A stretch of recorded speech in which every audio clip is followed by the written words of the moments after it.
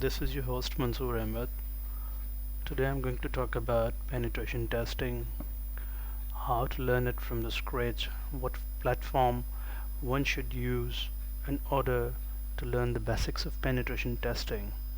And I would recommend HackTheBox, and I'm going to start my video from the HackTheBox, as HackTheBox provides three tiers of penetration testing labs. You are provided with walkthroughs that guide you step by step to learn the lab and complete it, enabling you to understand the basic concepts of HackTheBox. As there are various queries being raised to visualize the walkthroughs of HackTheBox, therefore I am going to bring videos on each walkthrough for the penetration testing learners. Right? So without further ado, let's get started. First of all, in order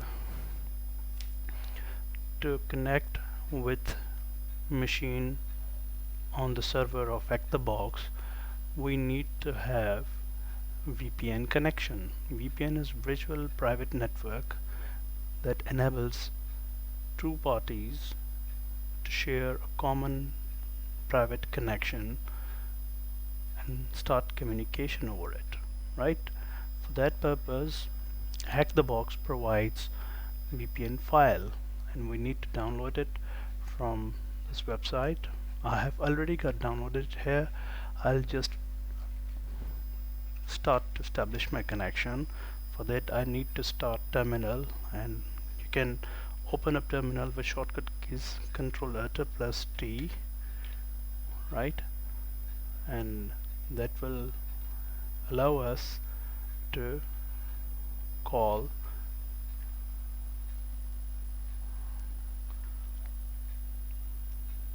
right.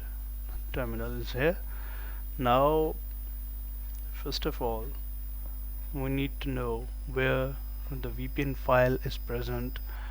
For that we use command cd, capture the directory in downloads. Whatever the file you download from any website through your browser, of course it comes by default into the downloads. So we are now inside the downloads folder or downloads directory.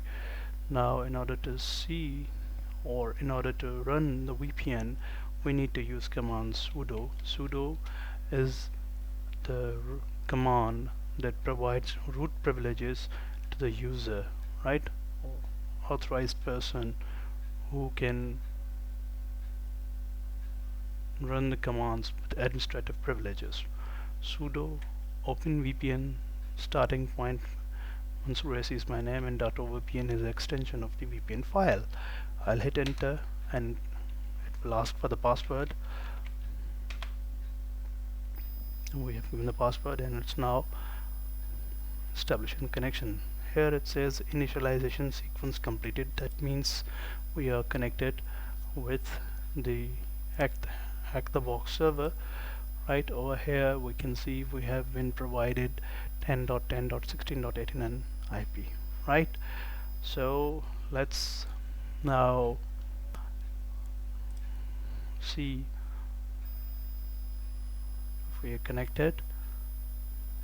Yes, we are. I just clicked on the connect and it shows we are connected. It turned green from red. And first of all, in order to see if we have got a connection with the machine, we need to spawn the machine first. Spawning the machine means a machine we need to remotely turn it on, right? So while clicking this button, spawning machine allows us to turn the machine on remotely, right? It first creates the instance and then join the instance, and then it comes out with IP address. The IP address of the remote machine is the main thing that helps us to talk to it, right? 10.129.122.203 is the IP assigned by HackTheBox. To make sure that we are connected with the remote machine on the HackTheBox server, we need to ping it. We need to run the command ping, right? Alright, let's see it. If we can 10 dot, let's clear it first. Alright, ping 10.129.122.203. Yes, we are getting the response, right? We are having pings, so in order to discontinue it, hit Control C and it will bring us back to run our new commands, the position there where we can run our new commands, right? So that was the first thing that we are sure that we are connected to the remote machine, and then we need to see what services or ports are open on this machine. In order to penetrate or enter any system, we need to know what are the gateways, what are the doors or what are the windows of any premises open that allows or gives us entry in it. For that purpose, here in the system we need to find services that are running on it, and to see the open ports, we have a utility named network mapper, or Nmap for short. So we'll run it with a sudo command nmap, and now we give switches SV, right? 10.129.122.203. We have provided the password. Now network mapper is going to see, or it's going to discover what services are running on the remote machine and what ports are open. Identifying those open ports will give us the lead to further go down and see what we can have on that remote machine. Here it shows 23 TCP port open, right? Linux telnetted. Telnet, one can Google it to know what it is. Telnet is a utility that basically facilitates remote connection, right?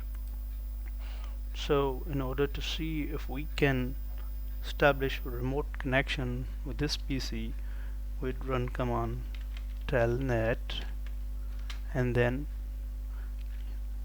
provide the IP 10.129.122.203.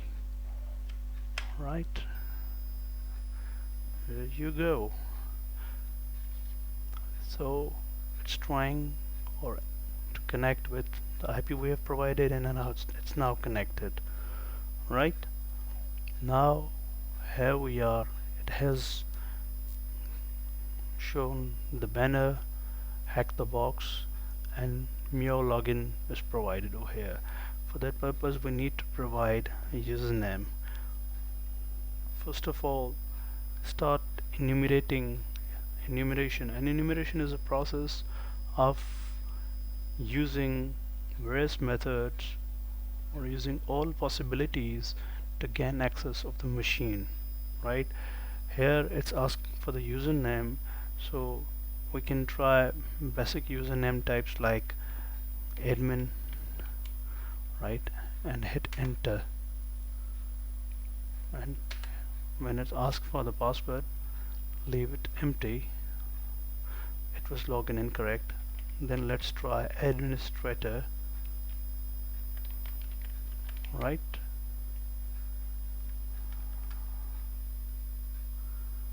Oh, it's timed out. Connection closed by foreign host. Let's again try to connect with it, and it will bring back the banner of HackTheBox. Wait for it.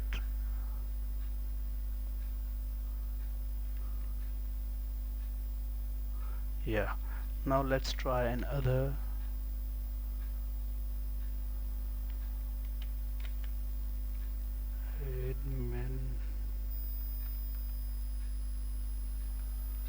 Administrator.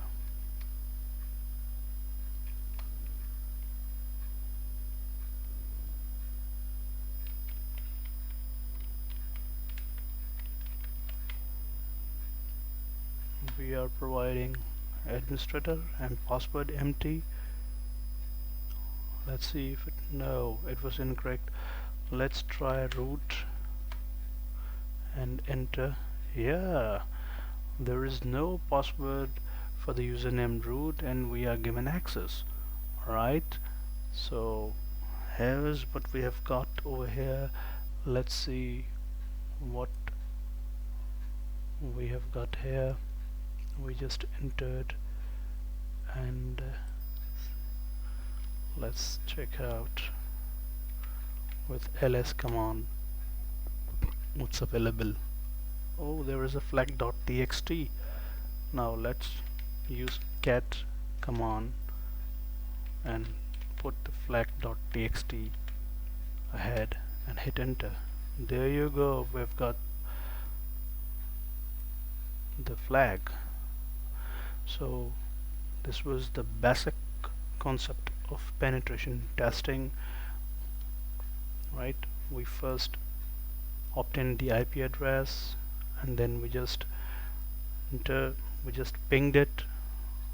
After pinging it, we found the connection established, right? And then we found the services open and what protocols were running. So it showed that Telnet was open on it, and then we tried Telnet with different usernames. It gave us access after attempting 2 to 3 different usernames that most often are used by default by users, right?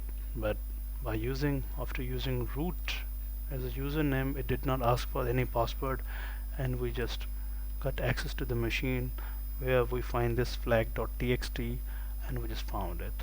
So I hope you enjoyed the video. Please share your comments and the feedback, and